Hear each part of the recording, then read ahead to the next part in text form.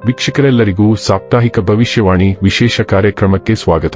ಸ್ನೇಹಿತರೆ, September 23ರಿಂದ September 29ರವರೆಗಿನ ಮೇಷರಾಶಿಯವರ ಭವಿಷ್ಯವನ್ನು ತಿಳಿದುಕೊಳ್ಳೋಣ. ಈ ವಾರ ಮೇಷರಾಶಿಯವರ ಫಲಾಫಲಗಳೇನು, ಗ್ರಹಗತಿಗಳು ಹೇಗಿರಲಿವೆ, ಕೌಟುಂಬಿಕ ಸಾಮಾಜಿಕ ಜೀವನ ಹಾಗೂ ವ್ಯಾಪಾರ ವಹಿವಾಟು ಹೇಗೆ ನಡೆಯಲಿದೆ, ಅಲ್ಲದೆ ಯಾವೆಲ್ಲ ಸಮಸ್ಯೆಗಳು ನಿಮ್ಮನ್ನು ಈ ಸಾಪ್ತಾಹಿಕದಲ್ಲಿ ಕಾಡಲಿವೆ, ಅವುಗಳಿಗೆ ಪರಿಹಾರಗಳೇನು ಎಂಬುದನ್ನು ತಿಳಿಯಲು ಈ ವಿಡಿಯೋವನ್ನು ಸಂಪೂರ್ಣವಾಗಿ ವೀಕ್ಷಿಸಿ.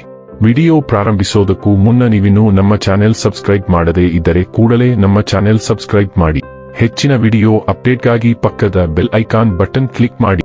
ಸ್ನೇಹಿತರೆ, ಚಂದ್ರನ ಚಿಹ್ನೆಗೆ ಸಂಬಂಧಿಸಿದಂತೆ ಕೇತುವನ್ನು 6ನೇ ಮನೆಯಲ್ಲಿ ಇರಿಸಿರುವುದರಿಂದ ಈ ವಾರ ನಿಮ್ಮ ಸಂಘದ ಬಗ್ಗೆ ನೀವು ವಿಶೇಷ ಕಾಳಜಿ ವಹಿಸಬೇಕು.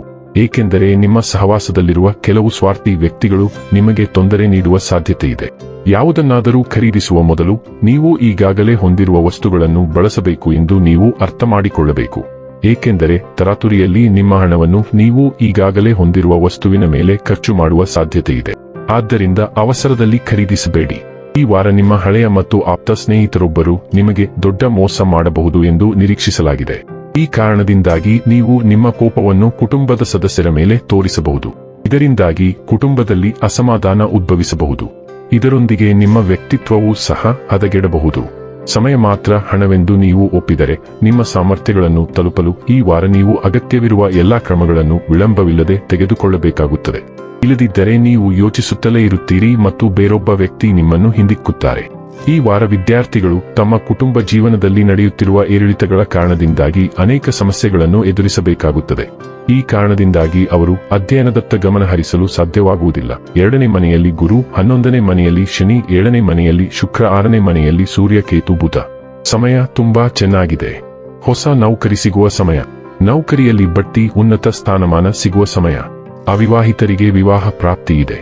ವ್ಯಯಸ್ಥಾನದಲ್ಲಿ ರಾಹು ಇರುವುದು ಕೊಂಚ ಖರ್ಚು ಮಾಡಿಸುತ್ತದೆ. ಆದರೆ ಕೇತು ಹಾಗೂ ಶನಿ ನಿಮಗೆ ಧನಲಾಭವನ್ನು ಹೆಚ್ಚು ಮಾಡುತ್ತಾರೆ. ಮೇಷರಾಶಿಗೆ ಈ ದಿನ ಶುಭವಾಗಿದೆ. ಈ ವಾರ ಕೆಲಸದ ಪ್ರಯತ್ನಗಳಲ್ಲಿ ಯಶಸ್ಸು ಸಿಗಲಿದೆ. ವ್ಯಾಪಾರಿಗಳಿಗೆ ಈ ಅವಧಿ ಉತ್ತಮವಾಗಿರಲಿದೆ. ಇನ್ನು ಹೂಡಿಕೆಯ ವಿಷಯದಲ್ಲಿ ಈ ಸಮಯ ಉತ್ತಮವಾಗಿದೆ. ವೈವಾಹಿಕ ಬಾಂಧವ್ಯ ಚೆನ್ನಾಗಿರಲಿದೆ. ಆರೋಗ್ಯವು ಉತ್ತಮವಾಗಿರುತ್ತದೆ. ಸೆಪ್ಟೆಂಬರ್ನ 4ನೇ ವಾರವು 3 ಪ್ರಮುಖ ಸಂಕ್ರಮಗಳಿಗೆ ಸಾಕ್ಷಿಯಾಗಲಿದೆ. ಸೂರ್ಯ ಮತ್ತು ಬುಧವು ತುಲಾ ರಾಶಿಗೆ ಚಲಿಸುತ್ತದೆ ಮತ್ತು ಶುಕ್ರವು ವೃಶ್ಚಿಕ ರಾಶಿಯ ನೀರಿನ ಚಿಹ್ನೆಗೆ ಚಲಿಸುತ್ತದೆ. 25ನೇ ತಾರೀಕಿನಂದು ಬುಧನು ಕನ್ಯಾ ರಾಶಿಯಲ್ಲಿದ್ದಾನೆ ಮತ್ತು ನೆಪ್ಚೂನ್ ಜೊತೆ ವಿರೋಧವಿರುತ್ತದೆ. ಈ ವಿರೋಧವು ಆರೋಗ್ಯದ ಬಗ್ಗೆ ಕೆಲವು ಕಾಳಜಿಗಳನ್ನು ತರಬಹುದು, ಆದರೆ ಇದು ಪ್ರಮುಖ ಸಮಸ್ಯೆಯಲ್ಲ. ಈ ದಿನ ನಿಮ್ಮ ಆರೋಗ್ಯ ಮತ್ತು ನೀವು ಹೇಳುವ ಬಗ್ಗೆ ಸ್ವಲ್ಪ ಜಾಗರೂಕರಾಗಿರಬೇಕು. ಸೂರ್ಯನು ತುಲಾ ರಾಶಿಯಲ್ಲಿ ಸುಮಾರು 30 ದಿನಗಳವರೆಗೆ ಇರುತ್ತಾನೆ. ಆದ್ದರಿಂದ ಗಮನವು ಸಂಬಂಧಗಳು ಮತ್ತು ಸಹಯೋಗದ ಪ್ರಯತ್ನಗಳ ಕಡೆಗೆ ಬದಲಾಗುತ್ತದೆ. ಹೇಗಾದರೂ ಸೂರ್ಯನು ತುಲಾ ರಾಶಿಯಲ್ಲಿ ಇರುವುದನ್ನು ಇಷ್ಟಪಡುವುದಿಲ್ಲ ಎಂಬುದನ್ನು ನೀವು ಮರೆಯಬಾರದು. ಆದ್ದರಿಂದ ವೈಯಕ್ತಿಕ ಮತ್ತು ವೃತ್ತಿಪರ ಸಂಬಂಧಗಳಲ್ಲಿ ವಾದಗಳಿಗೆ ಅವಕಾಶಗಳಿವೆ. ಶುಕ್ರ ಸಂಕ್ರಮಣವು ವೃಶ್ಚಿಕ ರಾಶಿಯ ನೀರಿನ ಮತ್ತು ಬಾಷ್ಪಶೀಲ ಚಿಹ್ನೆಗೆ ಚಲಿಸುವಾಗ ಇದೇ ರೀತಿಯ ಶಕ್ತಿಯನ್ನು ತೋರಿಸುತ್ತಿದೆ. ನಿಮ್ಮ ಪ್ರೀತಿಯ ಜೀವನದಲ್ಲಿ ನೀವು ಜಾಗರೂಕರಾಗಿರಬೇಕು, ಏಕೆಂದರೆ ಕೆಲವು ಏರಿಳಿತಗಳು ಇರಬಹುದು. ಸಂಬಂಧಗಳಿಂದ ಉಂಟಾಗುವ ಕಠಿಣ ಸಂದರ್ಭಗಳನ್ನು ಪರಿಹರಿಸಲು ಶುಕ್ರ ಸಹಾಯ ಮಾಡುತ್ತದೆ, ಆದರೆ ನೀವು ಆಕ್ರಮಣಕಾರಿಯಾಗುವುದನ್ನು ತಪ್ಪಿಸಬೇಕು.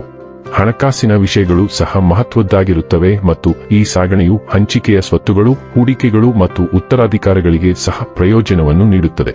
ಹಿಂದಿನ ಗಾಯಗಳನ್ನು ಗುಣಪಡಿಸುವ ಮತ್ತು ಭಾವನಾತ್ಮಕ ಸಾಮಾನುಗಳನ್ನು ಬಿಡುಗಡೆ ಮಾಡುವ ಅಗತ್ಯವನ್ನು ನೀವು ಅನುಭವಿಸುವಿರಿ. ಮಂಗಳದ ಸಂಚಾರವು ಕರ್ಕ ರಾಶಿಯ ನೀರಿನ ಚಿಹ್ನೆಯಲ್ಲಿ ಇರುವುದರಿಂದ ಕೆಲವು ಸವಾಲುಗಳನ್ನು ಪ್ರಚೋದಿಸಬಹುದು. ನಿಮ್ಮ ಹಿರಿಯರನ್ನು ನೋಡಿಕೊಳ್ಳುವುದು ಅಥವಾ ರಿಯಲ್ ಎಸ್ಟೇಟ್ ವ್ಯವಹಾರಗಳನ್ನು ನಿರ್ವಹಿಸುವಂತಹ ಹೆಚ್ಚಿನ ಜವಾಬ್ದಾರಿಗಳನ್ನು ನೀವು ಮನೆಯಲ್ಲಿ ತೆಗೆದುಕೊಳ್ಳಬೇಕಾಗುತ್ತದೆ. ಮಂಗಳನ ಉರಿಯುತ್ತಿರುವ ಸ್ವಭಾವವು ಮನೆಯೊಳಗೆ ಉದ್ವಿಗ್ನತೆ ಅಥವಾ ಘರ್ಷಣೆಯನ್ನು ತರಬಹುದು. ಕುಟುಂಬದ ಸದಸ್ಯರೊಂದಿಗೆ ಹಠಾತ್ ಕ್ರಿಯೆಗಳು ಅಥವಾ ಭಿನ್ನಾಭಿಪ್ರಾಯಗಳನ್ನು ತಪ್ಪಿಸುವುದು ಮುಖ್ಯವಾಗಿದೆ. ನಿಮ್ಮ ಮನೆ ಮತ್ತು ವೈಯಕ್ತಿಕ ಜೀವನದ ಬಗ್ಗೆ ನೀವು ರಕ್ಷಣಾತ್ಮಕ ಭಾವನೆ ಹೊಂದಬಹುದು. ಇದು ನಿಮ್ಮ ವಾಸಸ್ಥಳದ ಮೇಲೆ ನಿಯಂತ್ರಣವನ್ನು ಪ್ರತಿಪಾದಿಸುವ ಬಲವಾದ ಬಯಕೆಗೆ ಕಾರಣವಾಗುತ್ತದೆ. ಮಂಗಳವು 10ನೇ ಮನೆಯನ್ನು ನೋಡುತ್ತಾನೆ, ಆದ್ದರಿಂದ ನೀವು ಸ್ವಾಭಾವಿಕವಾಗಿ ನಿಮ್ಮ ಕೆಲಸದ ಬಗ್ಗೆ ಸ್ವಲ್ಪ ಹೆಚ್ಚು ಭಾರವನ್ನು ಅನುಭವಿಸುವಿರಿ ಮತ್ತು ನೀವು ಬಹಳಷ್ಟು ಜವಾಬ್ದಾರಿಗಳನ್ನು ತೆಗೆದುಕೊಳ್ಳಬೇಕಾಗುತ್ತದೆ. ಮಂಗಳವು ಯೋಧ ಗ್ರಹವಾಗಿದೆ ಮತ್ತು ಇದು ಕೆಲಸದಲ್ಲಿ ವಾದಗಳನ್ನು ತರಬಹುದು. ಈ ವಾರ ಅದೃಷ್ಟ ಬಣ್ಣ ಮರೂನ್. ಈ ವಾರ ಅದೃಷ್ಟದ ಸಂಖ್ಯೆ 5. ಈ ವಾರ ಅದೃಷ್ಟದ ದಿನ ಶುಕ್ರವಾರ. ಇನ್ನು ಕೊನೆಯದಾಗಿ ಮಾಡಿಕೊಳ್ಳಬೇಕಾದ ಉಪಾಯಗಳ ಕುರಿತು ನೋಡುವುದಾದರೆ, ಮಂಗಳವಾರ ಬಡವರಿಗೆ ಬಾರ್ಲಿಯನ್ನು ದಾನ ಮಾಡಿ. ವೀಕ್ಷಕರೇ, ಇದಾಗಿತ್ತು ಮೇಷರಾಶಿಯ ಜಾತಕದವರ ಸೆಪ್ಟೆಂಬರ್ 23ರಿಂದ ಸೆಪ್ಟೆಂಬರ್ 29ರವರೆಗಿನ ಫಲದ ಮಾಹಿತಿ ಇಷ್ಟವಾದರೆ ವಿಡಿಯೋವನ್ನು ಲೈಕ್ ಮತ್ತು ಶೇರ್ ಮಾಡಿ. ಹಾಗೆ ಚಾನೆಲ್ ಸಬ್ಸ್ಕ್ರೈಬ್ ಮಾಡುವುದರ ಜೊತೆಗೆ ನಿರಂತರ ವಿಡಿಯೋ ಅಪ್ಡೇಟ್ಸ್ಗಳಿಗಾಗಿ ಪಕ್ಕದ ಬೆಲ್ ಐಕಾನ್ ಕ್ಲಿಕ್ ಮಾಡಿ.